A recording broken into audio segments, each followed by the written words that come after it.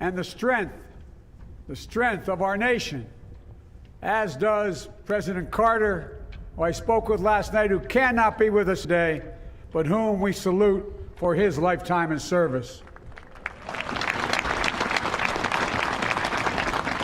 I've just taken the sacred oath each of those patriots have taken, the oath first sworn by George Washington.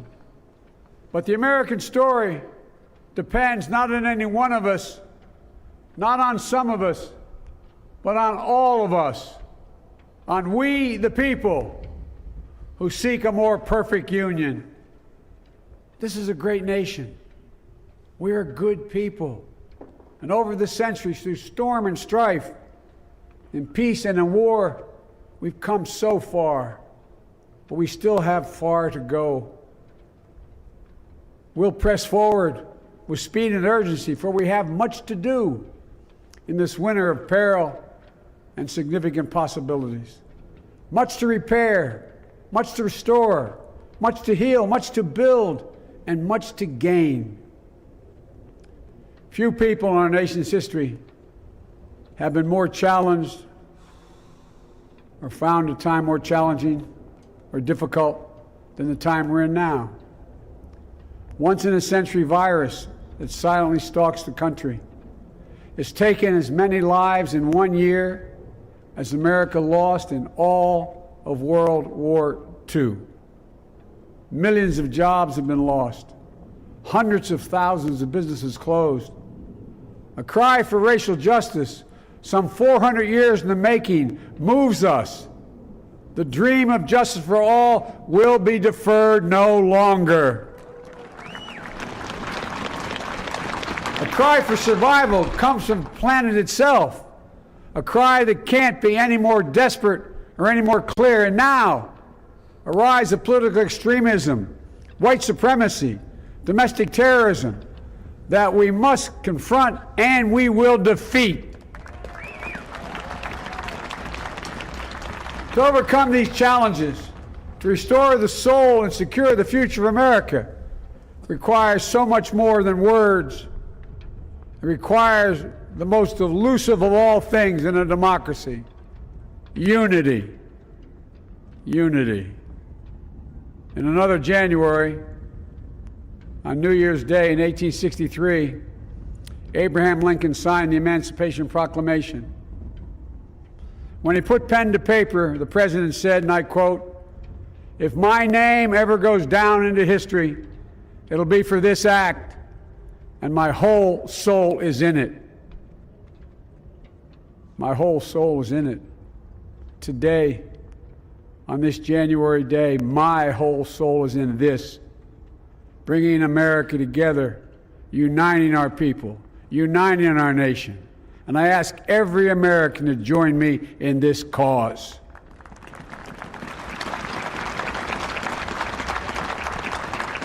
Uniting to fight the foes we face: anger, resentment and hatred, extremism, lawlessness, violence, disease, joblessness, and hopelessness. With unity, we can do great things, important things. We can right wrongs. We can put people to work in good jobs. We can teach our children in safe schools. We can overcome the deadly virus. We can reward work and rebuild the middle class and make health care secure for all. We can deliver racial justice, and we can make America once again the leading force for good in the world. I know speaking of unity can sound to some like a foolish fantasy these days. I know the forces that divide us are deep and they are real. But I also know they are not new. Our history has been a constant struggle between the American ideal that we're all are created equal and the harsh, ugly reality that racism, nativism, fear, demonization have long torn us apart. The battle is perennial, and victory is never assured. Through Civil War, the Great Depression, World War, 9/11, through struggle, sacrifice, and setbacks, our better angels have always prevailed. In each of these moments, enough of us have come together to carry all of us forward. And we can do that now. History, faith, and reason show the way of unity. We can see each other not as adversaries, but as neighbors. We can treat each other with dignity and respect. We can join forces, stop the shouting, and lower the temperature. For without unity, there is no peace, only bitterness and fury. No progress, only exhausting outrage. No nation, only a state of chaos. This is our historic moment of crisis and challenge, and unity is the path forward. And we must meet this moment as the United States of America. If we do that, I guarantee you we will not fail. We have never, ever, ever, ever failed in America when we've acted together. And so today, at this time, in this place, let's start afresh, all of us. Let's begin to listen to one another again, hear one another, see one another, show respect to one another. Politics doesn't have to be a raging fire, destroying everything in its path. Every disagreement doesn't have to be a cause for total war. And we must reject the culture in which facts themselves are manipulated and even manufactured.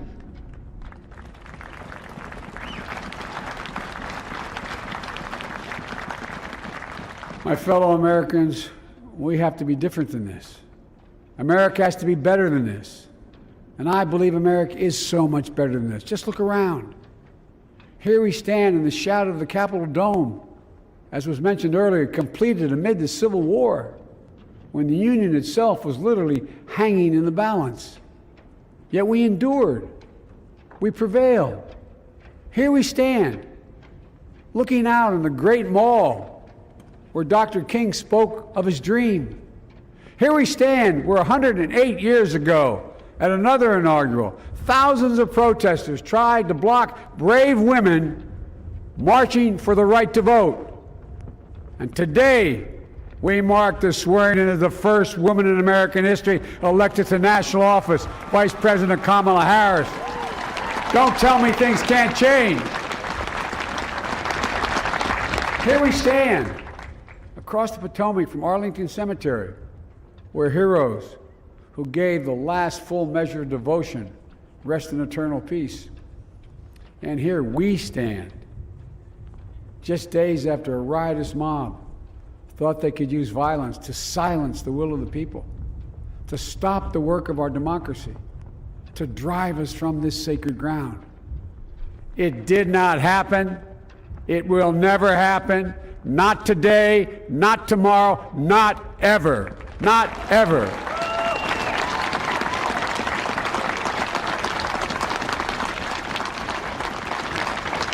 To all those who supported our campaign, I'm humbled by the faith you've placed in us. To all those who did not support us, let me say this. Hear me out as we move forward. Take a measure of me and my heart. And if you still disagree, so be it. That's democracy. That's America. The right to dissent peaceably within the guardrails of our republic is perhaps this nation's greatest strength. Yet hear me clearly. Disagreement must not lead to disunion. And I pledge this to you. I will be a president for all Americans. All Americans. Joe Biden लगातार अपने vision को दुनिया के सामने रख रहे हैं, पूरी दुनिया उनको सुन रही है। अविनाश जी लगातार हमारे साथ बने हुए हैं। अविनाश जी, जो बातें यहाँ पर कर रहे हैं, जो चुनौतियां अमेरिका के सामने हैं, जो दुनिया के सामने है, उसे गंभीरता से उनका मुकाबला करने की बात जो बाइडेन कर रहे हैं, बाइडेन की ये बातें किस तरह के विजन को सामने रख रही, अमेरिका में किस तरह के बदलाव की आहट दिखा रही हैं, इसे क्या समझा जाए? देखिए, ये बात तो तय है कि अमेरिका ने बदलाव के लिए वोट किया। पूरे इलेक्शन में ये कहा जा रहा था बाइडेन जीतेंगे, बाइडेन जीते, इलेक्शन क्लोज रहा, बट अमेरिकन पॉपुलेशन ने ये प्रूव किया कि वो बदलाव के लिए वोट करना चाहिए। उन्होंने एक डिसरप्टर को व्हाइट हाउस में बैठाया था इस उम्मीद के साथ कि वो कुछ नई और अच्छी चीजें करेगा। उन्होंने नया तो किया पर अच्छा शायद ज्यादा नहीं कर पाए, इसलिए डोनाल्ड ट्रंप बाहर हो गए। और अब जो बाइडेन जो भी बातें बोल रहे हैं वो पूरी दुनिया को वहां से एक संदेश दे रहे हैं कि अब मैं सबको साथ लेके चलूंगा, अब अमेरिका आक्रामक नहीं रहेगा। देखिए, अमेरिका पूरी दुनिया पे 4 चीजों पे मूल रूप से अपना एकाधिकार दिखाता है: इकोनॉमी, मिलिट्री पावर, डेमोक्रेसी और इंक्लूसिवनेस, मॉरल अपग्राउंड। इकोनॉमी में आज उनकी हालत थोड़ी अस्थिर है, चाइना बहुत क्लोज आ गया है, तो वहां पे बाइडेन को अपनी बिजनेस एक्सपर्टीज दिखानी पड़ेगी कि वो किस तरह से अमेरिकी डॉलर का एकाधिकार रखते हैं। मिलिट्री में उनको ज्यादा घबराने की जरूरत नहीं है, वो बहुत डिस्टेंस से दुनिया से आगे हैं। तीसरा है डेमोक्रेसी। उनकी डेमोक्रेसी पे अब सवाल उठ गए हैं। 240 साल पुराना लोकतंत्र, उस पे जो 6 जनवरी की घटना होती है तो उस पे एक बहुत बड़ा दाग लग जाता है। तो डोनाल्ड ट्रंप की ये जो लेगेसी थी, इसको जो बाइडेन वापस रिवाइव करना चाहेंगे। और अमेरिका ने अपना मॉरल हाई ग्राउंड जो था वो थोड़ा लूज कर दिया है। जिस तरह से डोनाल्ड ट्रंप ऑफ द कफ कुछ भी बोल देते थे, उससे अमेरिका की इमेज को घाटा होता था। अब अमेरिका की तरफ से रात को 3 बजे ट्वीट नहीं आएंगे और जो भी वक्तव्य व्हाइट हाउस से निकलेगा वो बहुत नपातुला, सदावा और सटीक होगा।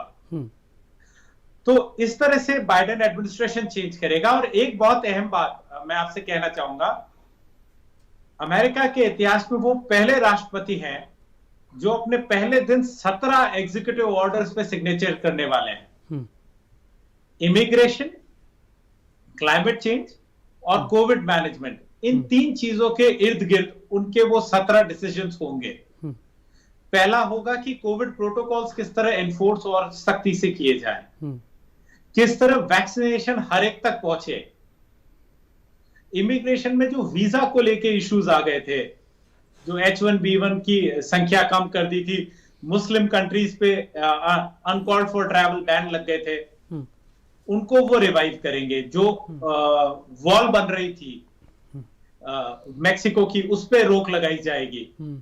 जिस हैपहैजर्ड तरीके से WHO से बाहर निकल गया अमेरिका, उसको वापस रीइंस्टेट किया ये तमाम मुद्दे हैं जो बाइडेन के सामने है, लेकिन दुनिया को जवाब देने से पहले, दुनिया को समझाने से पहले बाइडेन के सामने अमेरिका को समझाना है, अमेरिका के लोगों को समझाना है। जिस अविश्वास के दौर में, जिस हिंसा के दौर से अमेरिका गुजर रहा है, जिस तरह से नस्लीय वहां पर हिंसा हुई, जिस तरह से सत्ता हस्तांतरण के दौरान हिंसा हुई, वो ना अमेरिका की पहचान है, ना अमेरिकी संस्कृति का हिस्सा है। ये चुनौतियां बाइडेन के लिए बड़ी है, इसलिए आज ज्यादातर हिस्सा जो उनके भाषण का है वो अमेरिकियों के लिए है, अमेरिकियों को समझाने के लिए है कि उन्हें क्या करना है, किस तरह की चुनौतियों से लड़ना है।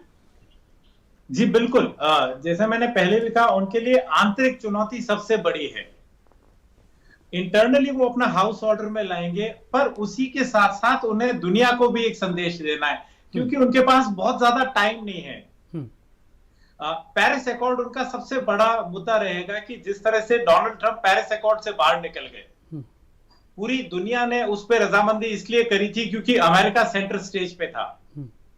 अब कितने कंसेशंस बाइडेन देने को तैयार होंगे दुनिया को कि वो अपनी पोजीशन वापस ला पाए, ये इंटरनेशनली है।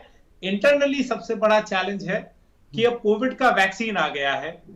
एक बहुत बड़ा तबका है अमेरिका में जो ये नहीं मानता कि वैक्सीन लिया जाना चाहिए, और इतना बड़ा देश है, भारत से ऑलमोस्ट 4 गुना बड़ा है वो साइज में। वहां पे एंड टू एंड पर्सन तक कैसे कोविड वैक्सीन पहुंचाया जाए, कैसे लोगों को समझाया जाए कि हेल्थ प्रोटोकॉल्स फॉलो करें, ये बाइडेन के लिए बड़ी चुनौती होगी। पर एक और बात है, पिछले 6 महीने से जब से वो कैंपेन में हैं, उन्होंने खुद को एक कोविड प्रोटोकॉल के तहत बांध रखा है। उनके कैंपेन ने किसी से बाहरी आदमी को अंदर नहीं आने दिया। पूरा कैंपेन उनका कोविड प्रोटोकॉल्स फॉलो करके रहा, तो अब वही एग्जाम्पल वो अमेरिकन पॉपुलेशन के सामने रखेंगे। तो इस तरह से इंटरनली वो अलाइन करेंगे अमेरिका को। एशिया की नजर अमेरिका में है, क्योंकि चीन जिस तरह से दबदबा बना रहा, न केवल एशिया में बल्कि दुनिया में भी, उसके बाद अब यहाँ पर एशिया में शांति को भी देखना है, व्यापार को भी देखना है, चीन के वर्चस्व को भी देखना है। शी जिनपिंग जिस तरह से खुले तौर पर कह चुके हैं कि ये सबसे मुफीद वक्त है चीन के लोगों के लिए दुनिया में अपना वर्चस्व कायम करने के लिए। अमेरिका के लिए इस मोर्चे पर कड़ी चुनौतियां हैं, बड़ी चुनौतियां हैं। जी बिल्कुल बड़ी चुनौतियां है। चाइना ये चाहता है कि उनकी करेंसी जो है वो ग्लोबल करेंसी हो जाए, पर आप एक बात ये भी देखिए कि बाइडेन के कैंडिडेचर को चाइना भी एक्सेप्ट करेगा, क्योंकि वो एब्रेसिव नहीं है। वो कंडक्ट करेंगे, वो अपने आप को बहुत डिप्लोमेटिक और सिविल तरीके से कंडक्ट करेंगे। तो जो बाइडेन के लिए ये मुश्किल है पर नामुमकिन नहीं है। और उन्होंने पूरे कैंपेन में कहा है चाइना हमारा दुश्मन नहीं है, वो हमारा कॉम्पिटिटर है और हम उसे मार्केट में कॉम्पिटिटर की तरह ही डील करेंगे। जबकि इसके ठीक विपरीत डोनाल्ड ट्रंप चाइना को एंग्री करते थे, उनको उकसाते थे और साफ कहते थे आप हमारे दुश्मन नंबर 1 हैं। तो ये जो डिप्लोमेसी है ये बाइडेन की स्ट्रॉन्ग होल्ड है, ये उनका सबसे बड़ा यूएसपी है कि वो एक बहुत सुलझे हुए, सॉफ्ट और पॉलिटिकली करेक्ट आदमी है और जिनका सबसे बड़ा एक्सपीरियंस 48 साल में से 3.5 से ज्यादा दशक उन्होंने फॉरेन पॉलिसी पे काम किया है। अविनाश जी, आपकी खुद की किताब भी है जिसमें आपने अमेरिका को समझा है, अमेरिका के बारे में आपने बखूबी लिखा है कि 2020 में किस तरह के बदलाव से अमेरिका गुजर है। पूरी दुनिया बदलाव के दौर से गुजर रही है, महामारी के बाद अलग समीकरण है, लेकिन ये बदलाव अब आगे किस तरह से बढ़ेंगे, बाइडेन के आने के बाद इन बदलावों पर क्या असर होगा, उसको लेकर आपका आकलन क्या कहता है? देखिए, मेरा जो भी ट्रैवल रहा, मैं करीब 18,000 किलोमीटर ट्रैवल किया अमेरिका में महामारी के दौरान। तो महामारी ने जितना अमेरिका को डिवाइड किया उतना ब्लैक्स ने भी शायद नहीं किया हो, क्योंकि जो रेशियल डिस्क्रिमिनेशन था वो पहले भी एग्जिस्ट करता था। बाइडेन किस तरह से लोगों को ये समझा पाएंगे कि महामारी एक पॉलिटिकल इशू नहीं है, और वो उन राज्यों में किस तरह से अपनी कोविड पॉलिसी इंप्लीमेंट करेंगे जहां रिपब्लिकन्स का होल्ड है, जैसे जॉर्जिया, टेक्सास, इन जगहों में। तो ये बाइडेन के लिए सबसे कठिन होगा। मैंने जो सबसे बड़ी चीज देखी, एक तो ये कि कोविड पे अमेरिका बटा, और एक लाइन बार बार रेजोनेट कही कि अमेरिकी कहते थे हमें अपने दूसरे फेलो सिटीजन्स पे भरोसा नहीं है। और ये मुझे लगता था कि ये शायद ट्रंप के अगेंस्ट क्या एक सेंटिमेंट है, पर जिस तरह से 6 जनवरी को लोग कैपिटल पे हिंसक हो गए, वो बात बहुत क्लियर हो गई कि आज एक अमेरिकन दूसरे अमेरिकन पे ट्रस्ट नहीं करता। और एक प्रोपेगेंडा फैलाया डोनाल्ड ट्रंप ने कि व्हाइट्स जो हैं वो माइनॉरिटी हो जाएंगे अगले 30-40 साल में, और पीपल ऑफ कलर आप पे अनलॉफुली और एट्रोसिटी के साथ रूल करेंगे। इससे व्हाइट पॉपुलेशन बहुत डरी हुई थी और वो उनकी तरफ एक मुश्त वोट करती थी, लॉबी हो रही थी। और अब डोनाल्ड ट्रंप नहीं है और बाइडेन। अविनाश जी, इस बीच ताजा अपडेट ये है कि पीएम मोदी ने भी ट्वीट किया है और ये कहा है कि नए नेतृत्व के साथ भी भारत रिश्तों को एक नए मुकाम पर ले जाएगा, नए आयाम पर ले जाएगा। दोनों देश मिलकर बड़े मुद्दों पर काम करेंगे। जाहिर तौर पर अब दोनों देश की यही सोच है कि साथ आगे बढ़ा जाए। और खुद अगर उनकी टीम को देखा जाए बाइडेन की, तो 20 के करीब भारतवंशियों को उन्होंने मौका दिया है। ये बताता है कि इंडिया की उपयोगिता क्या है, क्या स्थिति है होगी आने वाले वक्त में भारत के लिए, और खासतौर पर अमेरिका के लिए भारत की और भारत के लिए अमेरिका की। जी बिल्कुल, प्रधानमंत्री मोदी की जो पहल है, जो प्रॉम्प्टनेस है, ये बहुत वेलकम मूव है।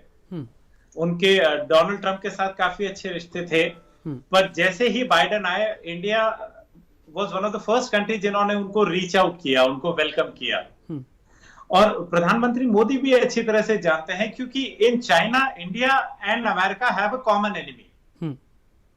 तो भारत भी चाइना को पछाड़ना चाहता है, अमेरिका को अपना स्ट्रॉन्ग होल्ड बनाना है, तो ये दोनों देशों के लिए एक विन विन सिचुएशन है। और भारत को इसका सबसे ज्यादा बेनिफिट होगा। और जितनी डिप्लोमेसी इन दो के बीच में अब हमें स्ट्रांगली दिखेगी, तो हम ये कह सकते हैं कि आने वाले कुछ दिनों में कि उतनी घनिष्ठता प्रधानमंत्री मोदी की ट्रंप के साथ भी नहीं थी।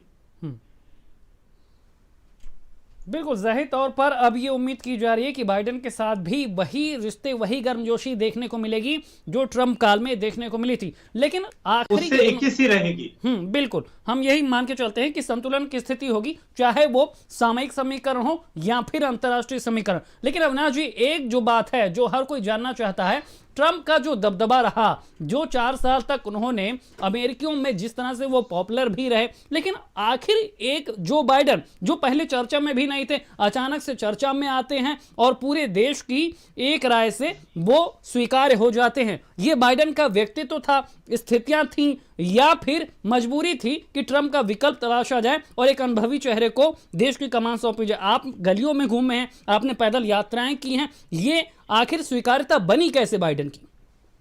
देखिए, ये चुनाव जिस तरह से अगर मैंने देखा, ये ट्रंप के लिए हार या जीत का चुनाव था। बाइडेन इनकॉन्सिक्वेंशियल थे टू अ लार्जर पॉपुलेशन। कई लोग ट्रंप से इतने नाराज थे कि वो कह रहे थे कि बाइडेन की जगह कोई भी और आता तो हम उसे वोट करते। अमेरिकी जनता ने एक रिस्क लिया डोनाल्ड ट्रंप पे। डेमोक्रेट्स का उन्होंने रूल देखा, हिलरी क्लिंटन पहले भी रह चुकी थी, तो उनका एक लंबा रोल था व्हाइट हाउस में और उनपे बहुत करप्शन चार्जेस थे और एक स्टेटस को से अमेरिका उस वक्त थक चुका था, तो उन्होंने एक रिस्क ली एक डिसरप्टर के साथ। और पर जब उन्होंने देखा कि ये डिसरप्टर उस तरीके से काम नहीं कर रहा जिस तरह से वो चाह रहे थे, देश को वो नहीं दशा दे पा रहा और ज्यादा डिवाइसिव कर दिया, तो जनता ने डोनाल्ड ट्रंप को बाहर का रास्ता दिखाया। ये ट्रंप पे एक रेफरेंडम था। और बाइडेन के लिए जो सबसे बड़ी बात काम करी कि कई लोग कहते थे ये बराक ओबामा के डेप्यूटी रह चुके हैं, तो इनको एक अच्छा अनुभव है, एक अच्छे नेता के साथ काम किया, तो इन्हें पता है व्हाइट हाउस को किस तरफ मोड़ना चाहिए। तो ये बाइडेन के लिए खास रहा। और ट्रंप पे रेफरेंडम था जिसपे ट्रंप, जिन्होंने की अपने पिछले चुनाव से ज्यादा वोट इकट्ठा किए, फिर भी हार गए। पर अभी भी ट्रंप को आउट नहीं मानना चाहिए अमेरिकन पॉलिटिक्स से। ट्रंप की प्रेजेंस उसी तरह से रहेगी। बिल्कुल, ट्रंप की जो मौजूदगी है अमेरिका की राजनीति में, उससे इनकार नहीं किया जा सकता है। और यही बड़ा सवाल भी है अविनाश जी, क्योंकि भले ही आज उन्होंने कहा कि शपथ ग्रहण में वो शामिल नहीं होंगे, वाशिंगटन से वो पहले ही रवाना हो गए, लेकिन जिस तरह से सत्ता हस्तांतरण में उन्होंने दखल दिया, जिस तरह से उन्होंने नतीजों को मानने से इनकार कर दिया, क्या माना जाए आने वाले दिनों में सीनेट में, ऊपरी सदन में, जहां पर भी बात होगी, ट्रंप नीतियों को पर्दे के पीछे से कहीं ना कहीं प्रभावित करेंगे? देखिए, सेनेट में अभी दोनों पार्टियां बराबरी पे है अमूमन तौर पे। 50 रिपब्लिकन्स हैं और करीब उतने ही डेमोक्रेट्स और 1-2 एलाइज हैं। अगर ट्रंप को इम्पीच करना है तो 50 में से कम 16 या 17 रिपब्लिकन्स को तोड़ना पड़ेगा जो बाइडेन को, जो कि मुश्किल लगता है, क्योंकि जिस तरह का एक मैंडेट मिला है ट्रंप को, उनके पास करीब 47.5% वोट है। 7 करोड़ से अधिक वोट वो भी लेके आए। और 2022 में आपके 20 रिपब्लिकन सेनेटर्स री इलेक्शन में जाएंगे। अगर वो ट्रंप के खिलाफ वोट दे देते हैं तो एक बहुत बड़ा तबका है जो उनके हाथ से छिन जाएगा। तो क्या रिपब्लिकन पार्टी इतनी बड़ी रिस्क लेगी, ये देखने वाली बात रहेगी। क्योंकि अभी के जो हालात है और जिस तरह से ट्रंप ने आज जाते हुए कहा कि मैं जा रहा हूं थोड़ी देर के लिए, मैं आऊंगा वापस, तो ट्रंप वापस हार मान के शांति से बैठ जाए, ऐसे किरदार वो है नहीं। और उनका शपथ ग्रहण में नहीं होना बिल्कुल तय था, because Trump is not known to be a good loser. उन्होंने कभी भी, चाहे वो बिजनेस डील्स रही हो या उनका बिजनेस करियर हो, ही कैनॉट टेक डिफीट। और आज भी उन्होंने वही किया। शायद 240 साल में पहली बार ऐसा है कि वो शपथ ग्रहण में एक भूतपूर्व राष्ट्रपति नहीं रहा, जो आउटगोइंग प्रेसिडेंट है वो नहीं था वहां पे। बिल्कुल अविनाश जी, लेकिन जो सवाल भारत के सामने है, जो बड़ा सवाल भारत के सामने है कि ट्रंप जिस तरह से पाकिस्तान के मामले में भारत के साथ कंधे से कंधा मिला के चलते हुए नजर आए थे। जब हमने देखा था कि उन्होंने कार्यक्रम में शिरकत की थी पीएम मोदी के साथ, तब भी उन्होंने खुलकर आलोचना की थी इस्लामिक आतंकवाद को लेकर। और अब आदमी यही जानना चाहता है कि अभी तक पाकिस्तान के मोर्चे पर तटस्थ रहने वाले बाइडेन आगे किस नीति पर आगे बढ़ेंगे। पाकिस्तान के सवाल का अमेरिका के पास अब क्या जवाब होगा, खासतौर पर तब जब ट्रंप ने कड़े प्रतिबंध लगाए हों, आर्थिक सहायता में नकेल कसी हो और बार बार इमरान सरकार को अलर्ट किया। देखिए, अभी अमेरिका के लिए सबसे बड़ा इशू है चाइना को कंटेन करना, और उसके लिए मुझे लगता है कि बाइडेन इतना जल्दी पाकिस्तान पे कोई चेंज नहीं लाएंगे।